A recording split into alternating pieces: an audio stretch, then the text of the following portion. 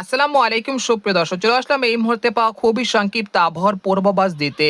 28শে March শনিবার সকাল থেকে সন্ধ্যার মধ্যে দেশের ৮ বিভাগের ৬৪ জেলার আবহাওয়ার পূর্বাভাসে বলা হয়েছে এই দিন সকালের দিকে রংপুর, ময়মনসিংহ, সিলেট, রাজশাহী, ঢাকা, খুলনা বিভাগের বিভিন্ন জেলাতে বিক্ষিপ্ত আকারে বৃষ্টি বা বজ্রসহ কালবৈশাখী ঝড় এবং তীব্র বজ্রপাতের আশঙ্কা রয়েছে। তারপর সকাল 10টার পর থেকে দুপুর 2টা পর্যন্ত দেখা যাচ্ছে খুলনা, বরিশাল, চট্টগ্রাম বিভাগের বিভিন্ন জেলাতে বিক্ষিপ্ত আকারে বৃষ্টি বা বজ্রসহ কালবৈশাখী ঝড় হতে পারে।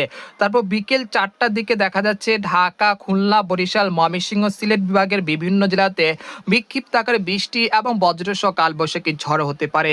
তারপর রাত 8টা থেকে রাত 12টার মধ্যে দেখা যাচ্ছে ঢাকা, খুলনা, বরিশাল, চট্টগ্রাম বিভাগের বিভিন্ন জেলাতে বিক্ষিপ্ত আকারে বৃষ্টি এবং বজ্রসহ কালবৈশাখী ঝড় হতে পারে। তাই অবশ্যই 28শে মার্চ শনিবারের জন্য আপনারা পূর্ব প্রস্তুতি নিয়ে রাখুন। তো আজকের খবর এখানে শেষ করলাম। সবাই ভালো থাকুন, সুস্থ থাকুন।